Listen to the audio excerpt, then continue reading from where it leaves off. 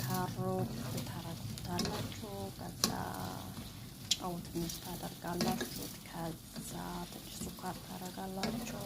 ከዛ ትንሽ ዘይት ታደርጋላችሁ። ከዛ ትንሽ ቤኪንግ ፓውደር ታደርጋላችሁ። ከዛ ለብ ያለ ውሃ ታደርጋላችሁ።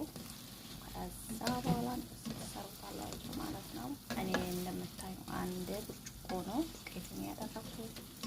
እንደዚህ ያማረ ጌማት ሰርቻለሁ ማለት ነው። እንደዚህ አይነት ያማረ ጌማት እቺ ብቻ ናት ያችሁ የተበላችችሁ ማለት ነው። እንደዚህ መስፈር ትችላላችሁ። ሰነዝ ይላችሁ ተብሎ ያለ ቆንጆዬ ነው፣ ያማረ ነው። ጌማት በጣም በጣም ከሽከሽ የሚል ነው። ጋሳችሁን ከሰል ትቀንሱና ቀስ ብላችሁ ታበስሉታላችሁ ማለት ነው። በጣም የምጣፍጥ ቆንጆ ጌም ከሽከሽ የሚል ባዶ ውስጥ ቡጥ የሌለው ጌማት ማለት ነው። የምትወጡትን ይሄን መስራት ትችላላችሁ ማለት ነው። ውህዶቹን እነግራችኋለሁ። እንደዚህ አይነት ውህዶችን ተጠቀሙ ማለት ነው። ከዛ ቀስ ብላችሁ ገልብጡት ማለት ነው። ቆንጆ እንዲሆንላችሁ ማለት ነው። ስትበሉ ምናምን በጣም አሪፍ ነው። ከዛ ግሽጣ እንደፈለጋችሁ ነው። እኔ ቴምር አደርግበታለሁ ከቴምር ጋራ ነው ማለት ነው። እንግዲህ እንደዚህ የመሰለ አድርጋችሁ ሰርታችሁ የማብላት ትችላላችሁ ማለት ነው።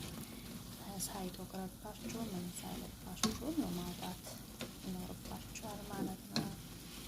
እኔም ሳይቶክሮ ወደዚህ አሪፍ በሆነ አውጣለሁ ማለት ነው። ጌማቱን እንደዚህ ይመስላል ማለት ነው። ቻናሌን ላይክ፣ ሼር፣ ሰብስክራይብ ማድረጋችሁን አትርሱ ማለት ነው። ሁላችሁ አሁን ደግሞ እንትን አሳያችኋለሁ ማለት ነው። ጌማቱን እንዴት አድርገን እንደምንጨምረው ማለት ነው።